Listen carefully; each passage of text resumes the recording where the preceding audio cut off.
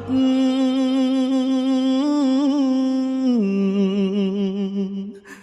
មិនអាណិតប្តី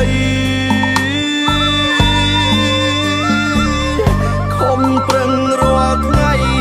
ដើម្បីគ្រួសារមិនសូវមានពេលនៅក្បែរជីវ៉ាអូនបងពៀនថាបងមិនខ្វល់ខ្វាយឥតធីពល Facebook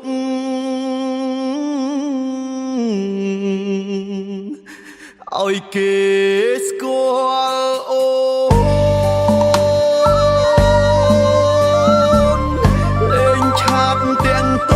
ងកើតជាសាយ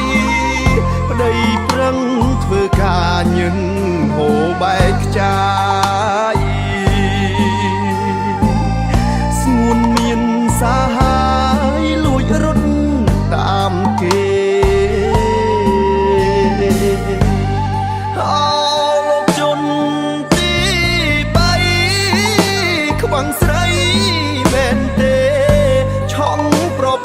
គេមិនអាសូរឡើយបងក៏ដឹងថានាងមានប្តីទៅហើយចង់ហេតុដេញឡើយនៅលួចស្នេហាសូមផ្ដាំបងប្អូនប្រុសប្រុសគ្រប់គ្នារវល់ការងារទួងជាយ៉ាងណា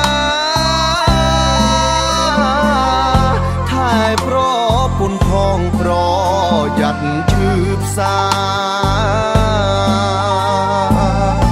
ខ្ញុំជួបហើយណាឈឺចាប់ខ្លាំងណាស់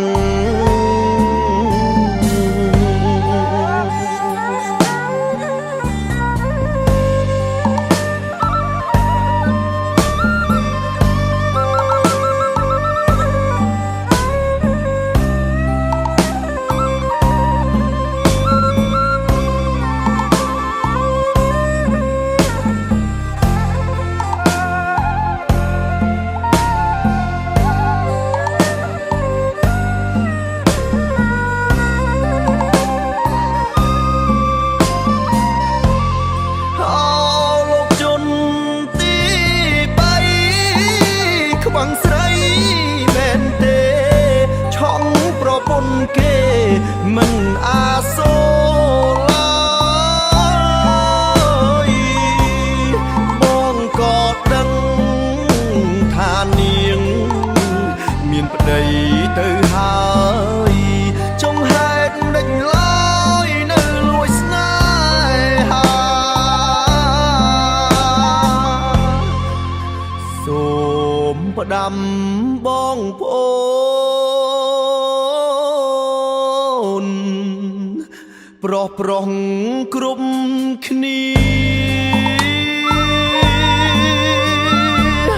រវល់ការងារទួងជាយ៉ាងណាថែប្រពន្ធផងប្រយ័ត្នឈឺផ្សា